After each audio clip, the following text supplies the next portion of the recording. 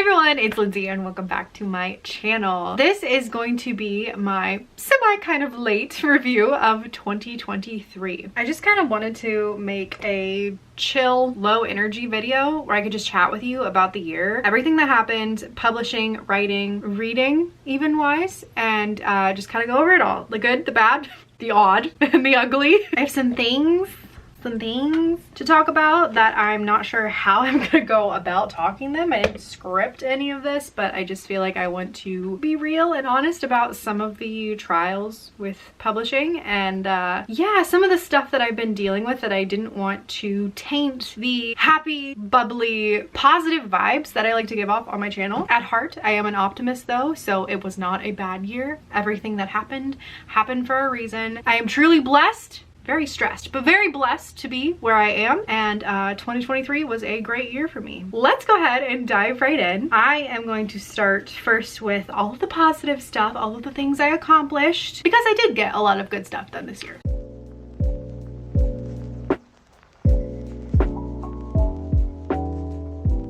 I worked on a total of 4 different books this year, which is so cool to say. A huge accomplishment, obviously, was that The Odds got published. It came out September 19th of this year. The Odds was such a big deal for me because it was so experimental. I played around with second person, I played around with unreliable narrators, and just having a kind of more detailed and complex plot than I've ever played with before. I also just let myself have fun and get really kooky and weird. It's definitely the most me book that I've written, with how just absolutely goofy it is. Another huge 2023 accomplishment was that I finished writing my 5th book, Bitter Bones. The first draft of it was completed. This is a middle grade horror novel that explores disability through body horror, and I hope I'll get to talk to you guys about it more someday. If I thought that like my most complex thing I was doing was in The Odds, Bitter Bones, I really tried to take it to the next level. I feel like I'm always trying to one up myself, which is good. I like to try new things and see what I can pull off. I don't even know if I pulled it off because no one else has read this book but me so far. But I really like to push my boundaries and see what I can pull off. And this one was a very fun book to write. It was my first attempt at true horror. I think there's some spooky parts in The Odds and The Glass Witch, but this was like true horror, which I have never written before, probably since I was writing like little spooky stories when I was a kid. I also have a lot of personal ties to this book. It really deals with a thing that I was dealing with while writing this, and that is realizing you're never gonna fix yourself as a disabled person. Like, there's no magical cure-all. You're not gonna find a pill. You can diet and exercise all you want. You're still gonna be sick. And I feel like my main character learns that over the course of the novel, but in the beginning he's like, oh well, I'll just try anything. I'll do anything because I have to fix myself. Like, it's my responsibility as a human to try to make myself as able-bodied as possible. And I feel like I struggled with that for a long time. And at some point you have to realize things don't always get better, but you get better at accepting them. And I think that's what this book is really trying to say in a lot of different aspects of the plot and the character journey. So excited for that, glad it's done, and yeah, excited to revise it this year. Also got the second draft of Project Pyro completed. This is my YA social thriller horror. Didn't expect to get this done, but I kind of had like a last hurrah of energy at the end of the year, and I worked all through November and the first 2 weeks of December, and I just got it done. So really happy about that, because that means when I go back to revise for this year, I'm one step ahead of the game than I expected to be. Another super cool accomplishment for 2023 was that I hit 5,000 subscribers, and that is just such a big deal to me. Like, that's just so incredible. I can't believe there's 5,000 people that want to watch me fart around on the internet. It's really interesting because everyone always talks about the algorithm, but I have noticed since hitting the 5,000 subscriber threshold that my views are so much higher, and that I'm making like steady paychecks every single month now, which is something I had never done before. I'm planning on putting a money video up sometime later in the month so you guys can kind of see how all of that is broken down. But there definitely is some kind of like magic sauce once you hit 5,000 subscribers that YouTube is like, oh, okay, we'll start actually pushing you in a little bit more now. Not too much. Like, don't get a big head, but we'll push you just a little bit. Should we talk about some life accomplishments too? Not just like work stuff. I feel like we should. Life-wise, a big accomplishment was that I got to take my dream trip to England, which was absolutely incredible. I never thought I would actually get to go. I always wanted to one day, but yeah, we made it happen. Thank you to every single one of you who bought the Glass Witch and made that possible. And I don't know, life-wise, if there's that many other huge accomplishments. There were definitely some fun things that I got to do. Like I got to meet up with a bunch of Authortubers over the year, and that was really awesome. I started getting more into like classes with my fitness. So like we took a fencing class, we've been taking boxing classes. It's just been a lot of fun stuff throughout the year. Now I guess we will move on to talking about some of the flops for the year.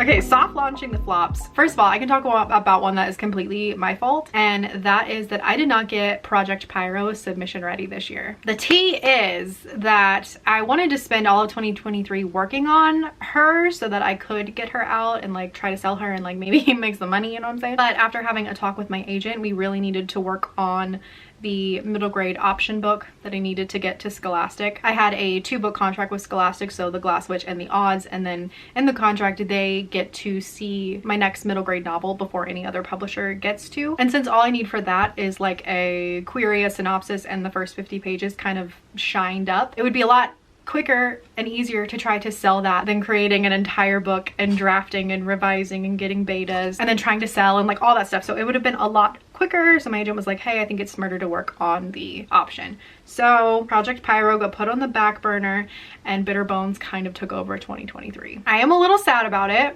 I wish I could have found a way to have more balance between the two, but I just don't think at the time that was possible. So I didn't reach that goal, but you can't win them all. All right, now let's talk about like the nitty gritty stuff. How to even start? So I guess this part of the video is just gonna be like publishing woes and things that were completely out of my control but kind of sucked. So one thing that was kind of like wah wah wah was that the Glass Witch, my debut novel, did not get a paperback to go into the Scholastic Book Fair. It did go in with the hardback but not the paperback. Paperbacks in the Scholastic Book Fair sell like hotcakes. Like kids just they just eat those up, right? First of all, because they're cheap. They're easier for kids to get to. If you give your kid a $10 bill and they can get 2 paperbacks versus, well, you can't even buy a hardcover for $10. So you know what I mean? Like kids are just gonna go for the paperbacks because they can get more bang for their buck. So the hardcover was put in there instead, and the hardcover is $17.99. So I feel like that was a choice. The reason that I know paperbacks do really good is because Scholastic Book Fairs in the US and Canada are 2 separate kind of entities, and in Canada they actually did print the Glass Witch paperbacks just for the Canadian fairs. Like they did it all of their own. The American fairs had nothing to do with it. In Canada, sold like hotcakes. Half of my sales are from the Canadian Scholastic Book Fairs because the kids ate it up over there. Half of my sales, half. That includes all of my pre-orders, all of the just people walking into the bookstores and buying them. I just keep thinking, like, if the US had gotten on board and made a paperback of this and put it in the fairs, could have made a killing. I don't know. So you're probably wondering like, well, that doesn't make sense. Why wouldn't they put paperbacks in the Scholastic Book Fair? Well, that's a great question, and I only can estimate as to why that is. First of all, from what I understand, there was a policy change with Scholastic. I was told they were moving away from putting paperbacks in the fair. Nothing makes sense, because at the same time Barnes & Noble has decided to step up the paperback game and like step away from hardcover. So for the Scholastic Book Fair to be doing the opposite, I don't understand that. There's obviously a lot of missing pieces here. Information I am just not being fed, or the people who are feeding me the information are not being fed. So it's just like a chain of like telephone where I think no one knows the full story. But I think, and this is just my estimation and I have absolutely no proof to back this up, this is exactly what I think happened. So the Glass Witch came out in October 2022. This was right around the time that Barnes & Noble said, hey, we're not really interested in middle grade hardcovers anymore, sorry. But before all of that, behind the scenes, there are like bookstore buyers who are in cahoots with Scholastic talking about like how many books that they think they're gonna sell, and Scholastic will be like, well, this is how we think the book's gonna do, this is how many copies of the hardcover you should buy. And Barnes & Noble says, great, we'll take X amount. So on good faith, Scholastic goes and prints this many off. It's not just with Barnes & Noble, it's like with Amazon and any other big seller. They have buyer conversations behind the scenes to figure out how many books they need to print. So my theory is Scholastic printed off a lot of these books under the pretense that Barnes & Noble was going to buy them, as they have had these pretenses forever. Like, this is how publishing works. And then Barnes & Noble, after these books were printed, they were just like, ha, just kidding. We're actually not going to be taking those books because we want our middle grades to be more paperback focused. And then Scholastic was just like, they had all of these hardcovers and they're like, okay, what do we do with them? We don't want to like cut our losses. We spent all this money printing them. So let's just throw them. Let's just throw them in the book fair. Let's just throw them in the book fair. We need something to do with them. And of course, kids can't afford this. An $18 hardcover, they probably get 20 bucks from their parents, and that's the rich kids, you know? Like, you could get like 6 Goosebumps books for this price. So it was very frustrating. It was sad because one of the reasons in the auction we chose to go with Scholastic was because of the Scholastic Book Fair and that the power it has and the way that it moves books. And I have seen that firsthand with how well the paperback version in the Canadian book fairs like absolutely like destroyed every expectation I ever had. Like, they really can move books, but apparently they need to be paperback. Now, there is a chance we'll get it in 2024. I think that the meeting to decide if the Glass Witch was successful enough to get a paperback happens sometime in March, so like fingers crossed for that. But yeah, that was just kind of like a crappy thing that was out of my control. That really sucks. That it was like a lot of politicking machinations between, you know, two big Barnes & Noble and Scholastic all trying to make money and trying to save their industry, and like I kind of got caught in the crosshairs. And I mean, authors that debuted, especially middle grade authors and especially marginalized middle grade authors, get to be the guinea pigs in this new era of publishing with Barnes & Noble changing so much. So I think that Scholastic is just trying to find out what is best for them and what can keep them afloat, and I get to be the guinea pig to find out what works. So that's fun. I still had some really great people in my corner that were absolutely trying to do the most to help me out, like my publicist, my editor, so many other people, the people that work with the school and libraries and all that stuff. Like, they're all so wonderful and they're so sweet and they're so passionate, but like, we're talking about people that are like 10 times up the chain from where they are, and it's like they can only do so much. So yeah, but like I deeply appreciate every single person that advocated for the Glass Witch and every single person that bought it, because it is very, very helpful. Like, every sale literally does make a difference, and like I wouldn't change anything. I love being traditionally published. I think even though I just like ranted for 5 minutes about how like life sucks, it's 100% worth it. It's 100% worth it because the distribution is so good and my sales are so much better than I could ever wish to market if I did like indie publishing. Like, I would never have the reach, I would never have the money. So that's worth it. And then, I mean, the money's not bad. Okay, and this one I really don't know how to talk about because it's much more recent. But okay, the odds, the drama with the odds this year. So here's the thing, everyone knows in traditional publishing, when you get a 2-book deal, the publisher pushes the first book the most, the second book not so much. They're kind of, by like this point in your contract, they're kind of just like on to bigger and better at that point. You know, I knew going into this, before I even had my contract, before I even had like a book deal or an agent or anything, I knew if I got a 2-book deal, the second book was not going to be pushed.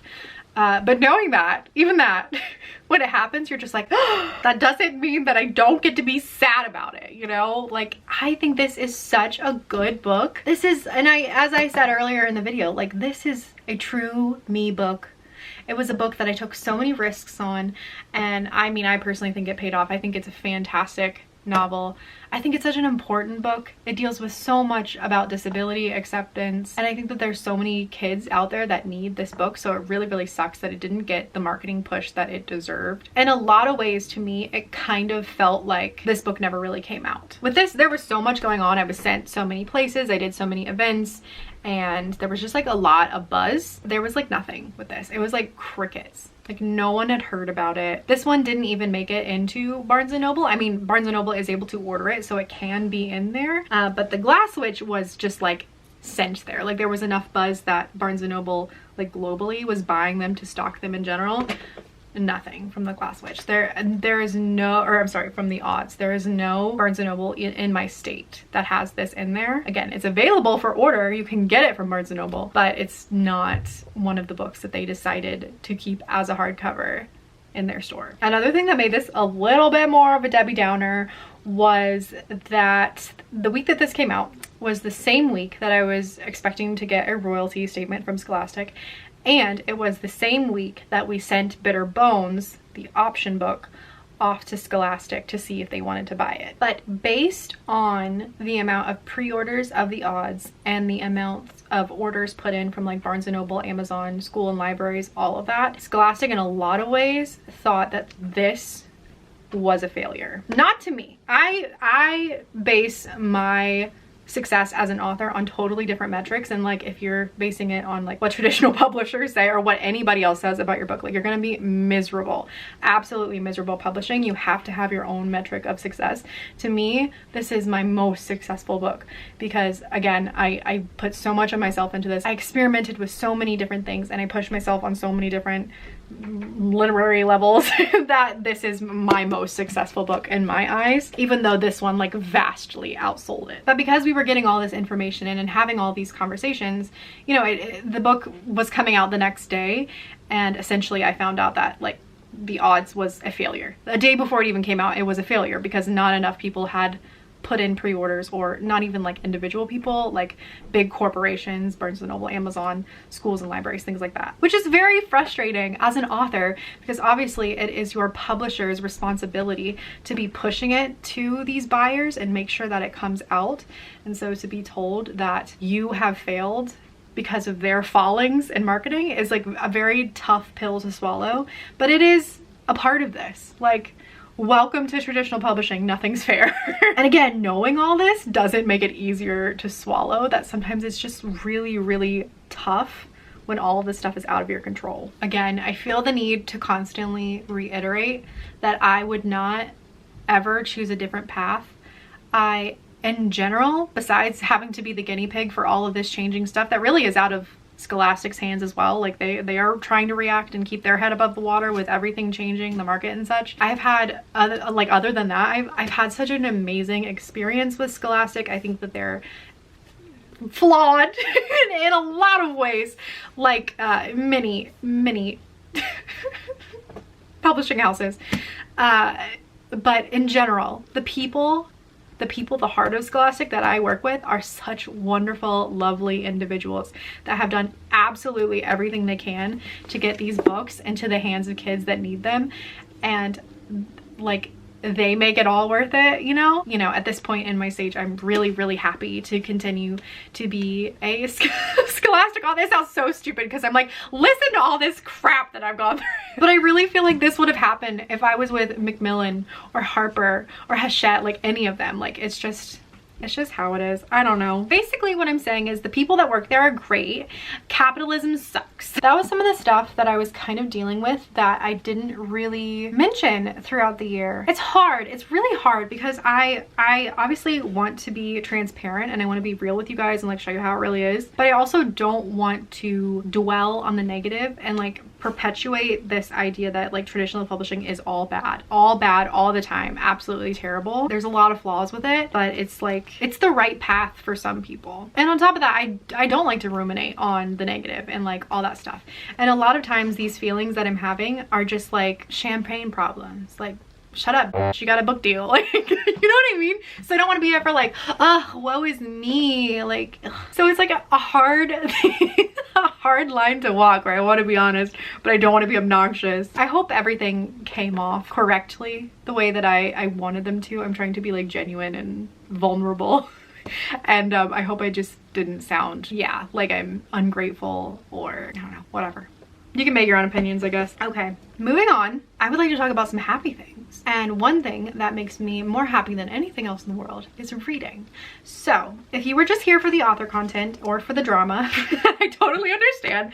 I appreciate you so much for clicking on the video. My order links to my books are down below and I would love it if you liked the video and subscribed. But if you would like to stay around for a little bit of booktube content, I would love to share with you guys some of my reading stats and some of my favorite books of the year.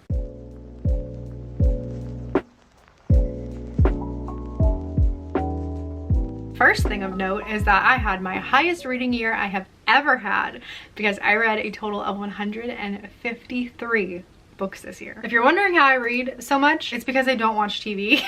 Like, not really. My main hobby is reading, and I always try to have an audiobook on no matter what I'm doing. So I'm exercising, while I'm cleaning the house, cooking, whatever. I made some cool little graphs, so let's look at these. My 2023 reading format, you can see the difference between my print, digital, and audiobook reading. You can see a lot of it is audio because that is my sweet spot. I am such an audiobook girl. Then I made a little graph comparing it to my 2022 reading, and you can see a little bit of a difference there. Every year I'm reading a little less physically with my eyeballs just because it's hard for my neck to hold up a book. Here's a look at the breakdown of my star ratings. I don't usually give out any 1 stars. I'm really good at DNFing books that I think are going to be bad for me. My 5 stars, problematic this year. I only had two books that were brand new to me that weren't rereads that I gave 5 stars to. I think I'm being too picky with what I'm giving 5 stars to. I've looked back over the years and I look at the books that I've given 5 stars to and I'm like, okay, but these weren't perfect. There were things I would change about them, but I still give them 5 stars. Nowadays, it's like if I'm giving this book a 5 stars,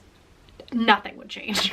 And I don't know if that's like a metric that I want to keep with because it is very sad to know that I've only given 2 new books 5 stars. The rest were rereads. I had a big reread year. Speaking of all of that rereading, here's a chart for all of the books that were new to me or all of the books that were rereads. Over 20% were rereads for me. I've always been a rereader. When I was a teenager, I would just reread my favorites over and over again, never reading new books. This year I was just like, screw it. Read what you want when you want, and if you just feel like doing a ton of rereading, like, do it. And that's what I did. I think I reread a total of 33 books this year, and I'm so happy that I did. If we compare that to 2022, you can just see. You can just see. Let's look at age category, which I think is also a very interesting thing to look at. A majority of my books that I'm reading are for adult audiences, followed by middle grade and then YA. If I compare that to last year, you can see there's a huge jump. They were almost all equal. This year, I just started reading so much more adult. I think it'll be really interesting to watch and see how that changes over the years as well. And then let's talk about genre breakdowns. I'm gonna do this by age category. So for middle grade, the middle grade fantasy takes over basically the whole right side there. I just break apart high and low fantasy just for my own personal tracking. In YA, the fantasy section is massive.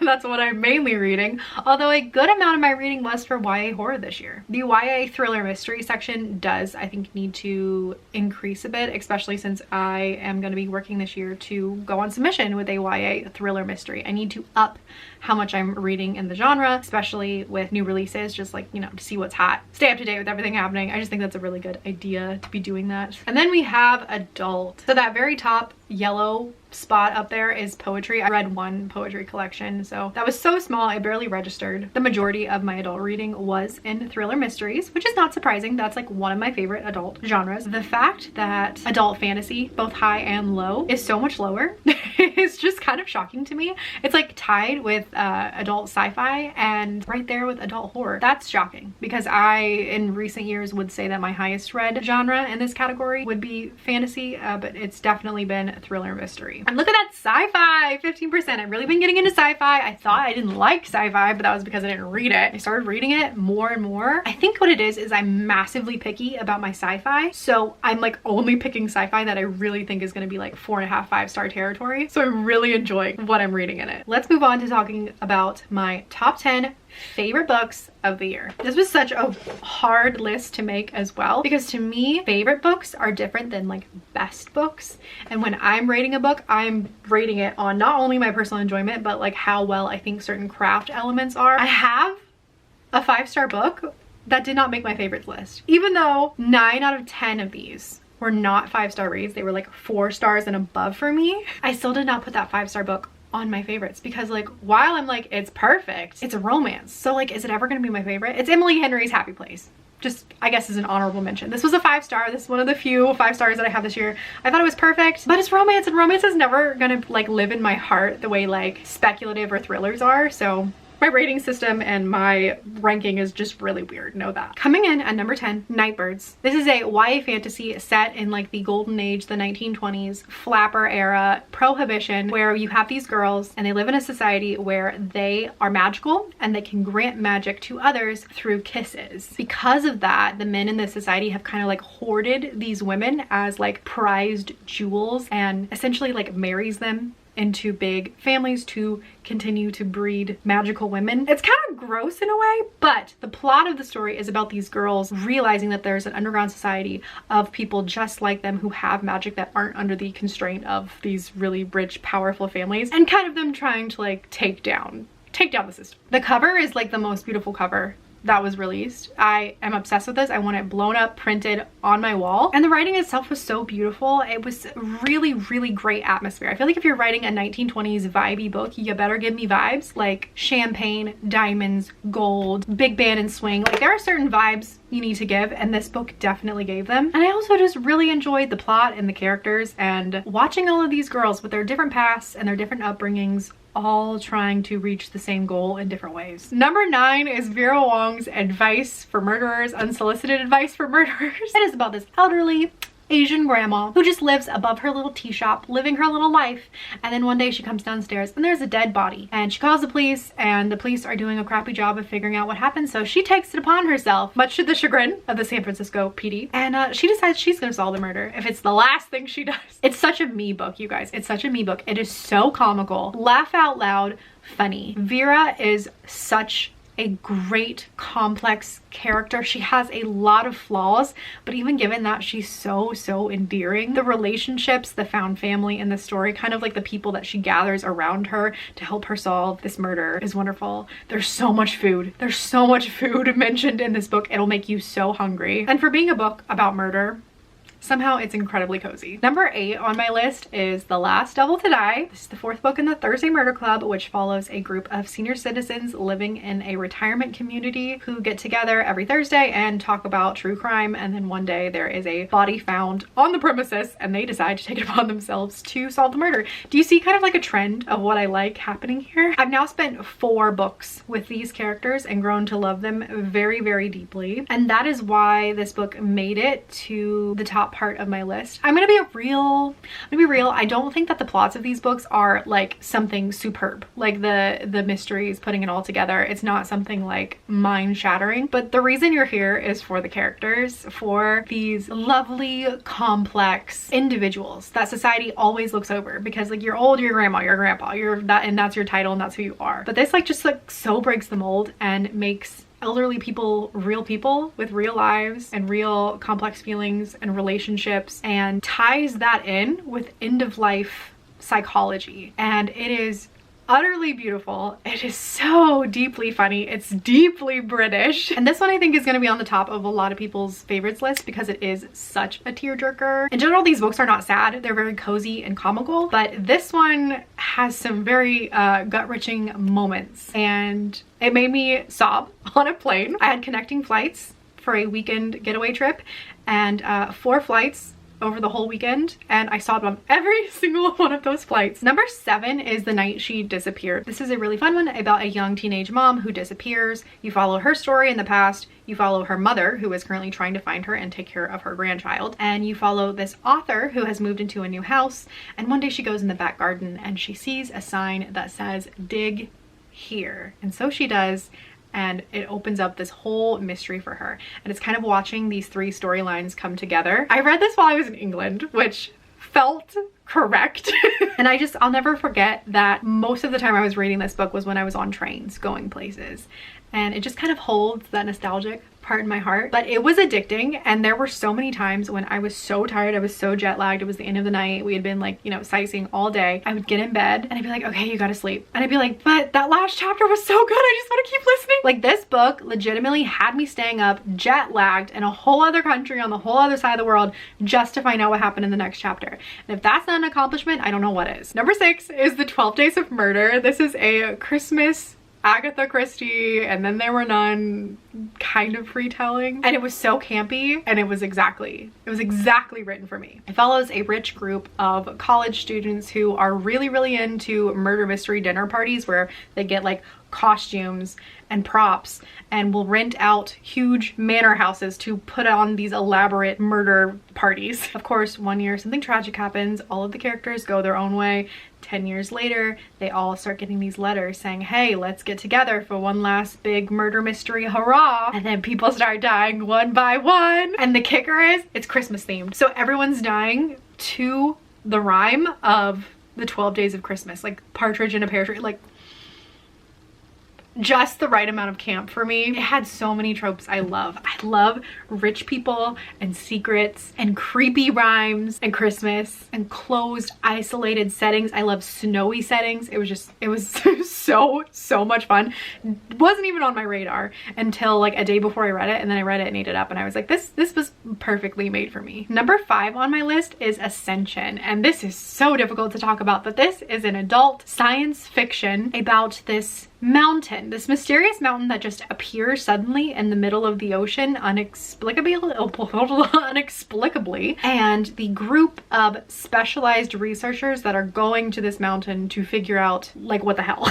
Obviously they're gonna get on the mountain and things are different, things are weird, things are kooky, there might be creatures on the mountain. So I think a lot of people went into this novel expecting like horror vibes with like a little bit of sci-fi, but it's really more sci-fi with a little bit of horror. I ate this up. I thought this was so addicting. The beginning was a little bit slow, I'm not gonna lie, a little bit slow, but once you get on the mountain and things start happening, I just ate it up. I could not stop. I listened to it, I think all in one sitting. I loved the direction that it went into. I'm discovering different subgenres of horror, and this falls into one that I am just very much so enjoying. I don't want to give the subgenre away because I think it is a nice reveal. It was so fun to watch this being explored. There are a lot of philosophical debates happening in these pages because you have people from different walks of life and different researchers all bringing in their specialties and to try to figure out what's going on. And I love that. That's one of the tropes that I really like, is when you have people who are specialized coming together to like try to solve or do something all together. I love that. And this was just so fun. Number 4, another Lisa Jewell book, is None of This Is True. This is about 2 women that meet and one slowly becomes obsessed with the other one. And if you're like me and you like a toxic friendship, you like a cat and mouse game, you like buried secrets, oh boy, are you gonna be addicted the way I was. One of our main characters is making a podcast, and she decides to interview the second woman to learn about her life and make a story on her as she's trying to get out of a rather dangerous situation. And as we sit with more interviews with this woman telling her story, the main character kind of is like, okay, this is getting a little weird. And at the same time, we are following the woman who is giving her life story and getting a sneak peek into her life. It's so uncanny, it's so uncomfortable, and I don't have words. I mean, we're in the top 5. I'm not expected to have like coherent words at this point, but I love this. And if you're looking for a good cotton candy thriller read that you can just eat up, leave no crumbs, this is it. Coming in at number 3, we have The Alchemy of Moonlight. Total sleeper. Never thought that this would make it. Didn't even hear of it until I heard like one booktuber talk about it. The fact that not more people are talking about this or reading this is so sad to me. It's so sad. This, in essence, is a deeply gothic murder mystery. It's being pitched as a lot of different things, but it is a retelling of the mysteries of Udolpho, the classic. It is also slightly magical, maybe slightly werewolfy, but like werewolf light, like Diet Werewolf. Barely any of that in there. Mainly, if you're looking for a good YA mystery with some really good characters, some really good villains, like this is for you. This follows a main character who, after his aunt, who is his caretaker, finds out that he is gay. She threatens to have him locked up in an asylum, so he's like, no thank you, and goes out on the run. He gets a job as a footman, and it's for this family. They're kind of weird. They kind of feel like they have some secrets, and then while he's there, dead bodies start appearing, and he's like, what's going on? So it's him trying to solve the case, but also like kind of getting involved in this like love triangle with the son of the family that he's working for and the local like doctor apprentice who is also the enemy of the son. So it's like really a twisty, messy love triangle, like a true love triangle, because everyone has some kind of messy relationship with each other. The vibes were so good. It just felt like a dark, cold, misty English night, even though I think it's set in France, but you know what I mean. The writing was so beautiful. It was so good. It was so good, and I'm so sad not more people are reading this. It was fun. It was beautiful. The audiobook narrator is so good. Like, he doesn't narrate, he